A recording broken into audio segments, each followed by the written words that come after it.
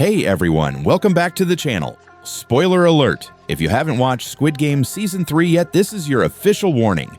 We're diving into the most mind-blowing theories, some that came true and others that didn't. So unless you're okay with some serious plot reveals, save this video, watch the season, and then come back. Okay, let's play a game of truth and theory. Which wild fan predictions were dead on, and which ones got eliminated? You won't believe who actually survived a fatal shot in Season 2 and why fans knew it all along. Remember when player 246 got shot? Wait, please don't shoot. I have a sick daughter at home. Yeah, we all thought he was done for, but some fans noticed something odd. The angle, the hesitation, and the fact that the guard seemed familiar. Well, they were spot on. It turns out the guard was No Yul, someone who knew Gyeong-seok from the outside. And she didn't just spare him, she smuggled him into the organ harvesting room and got a doctor to patch him up. Really? Was this one obvious in hindsight, but it still made for a killer subplot that paid off in a big way. What fans didn't expect is how cruel player 333 would become. During the game where players either find the exit or they get killed by another team, Hyunju found the way out, tried to save everyone else, a grandma and a pregnant girl, but Myung-gi, completely unaware, stabbed her in the back. It's heartbreaking.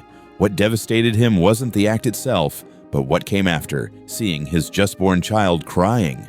That was the real emotional punch. Myung-gi froze. He didn't even move her body, just like he'd done with other victims, and told his crime partner, "No one's here, let's move on."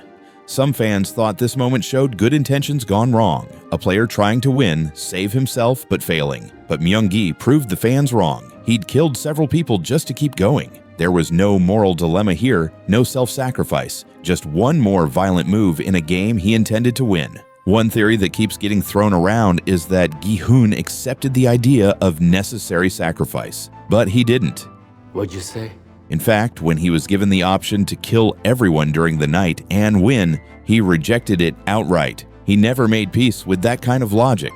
What's interesting is that this wasn't the first time this choice was presented. In-ho, before becoming the frontman, faced the same dilemma during his time as a player, and he did go through with it. He chose to kill everyone at night to win.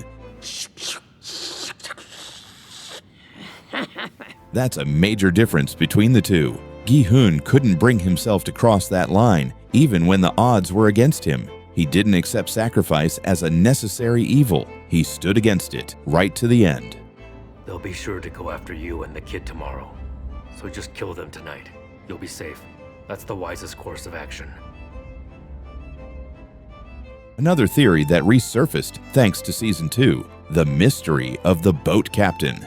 Fans joked in the past that he looked too calm, but the theory that he was just a passive ferry operator was way off. He actually first appeared in Season 2, helping the police and Gi-hoon's group locate the island. But by the end, it turned out he was working for the frontman the whole time.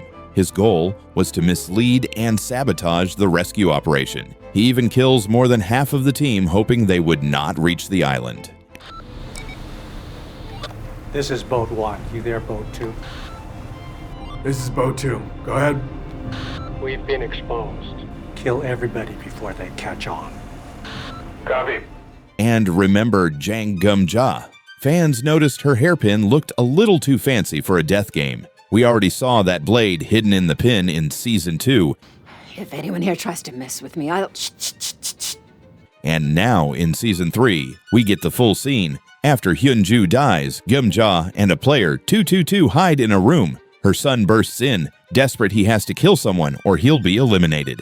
He wants to kill either Youngmi or her child, but Gum-ja tries to stop him by sacrificing herself. He pushes past her, but before he can reach the girl, she stabs him in the back with her hairpin. No! No! No! Please spare my son! Ah! No! Ah! The next morning, consumed by grief, Gum-ja takes her own life. Fans expected a secret trick, but what we got was a heartbreaking, visible unraveling of her character. Another brutal theory that unfortunately became true. When Jun-hee gave birth mid-game, everyone assumed the baby was just along for the ride. But nope. Player 222 is right over there.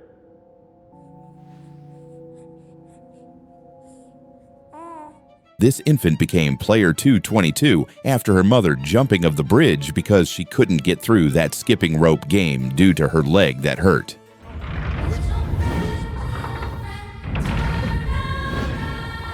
Hey, we can go together.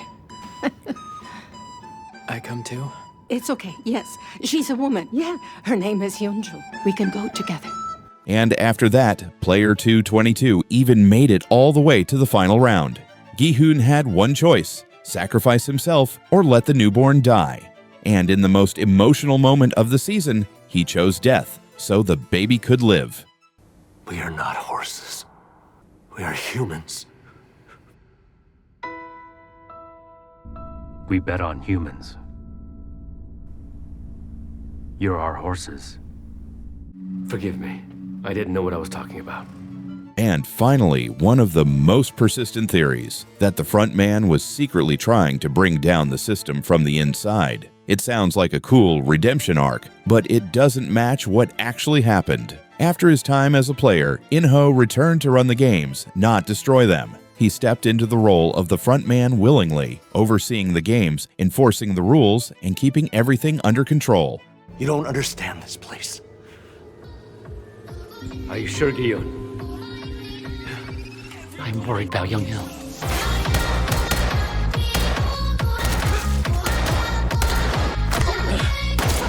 Nothing. It's not him. It's all of this. A hopeful and heartbreaking ending that fans actually saw coming. Right before the credits roll, we get one final gut punch. The frontman, In-ho, is in Los Angeles. He hears the sound of Dokji being played, and who's holding the envelope? None other than Cate Blanchett. That's right, Netflix isn't playing around. The games are no longer just a South Korean nightmare, they're international. And rumor has it, David Fincher is developing a spin-off. According to leaks, the spin-off may take place in Brazil, Japan, and even Germany, each with culturally adapted games and their own frontman figure. The idea is that every country has its own twisted version of the Squid Game and the winners. They might meet in a final global championship. You were lying there next to me, asleep, and suddenly you started talking. I'm so hungry, Mom. Give me some food. Please, Mom, help. I'm starving. What you say about my mama? Huh? So how many of these theories did you believe before Season 3 dropped? From hidden alliances to global expansions, Squid Game continues to twist expectations and deliver the kind of storytelling that keeps us guessing. Which theory shocked you the most? And what are your predictions for Squid Game 0 or the US version? Let us know in the comments. Don't forget to like, subscribe, and hit that red button harder than that giant doll would.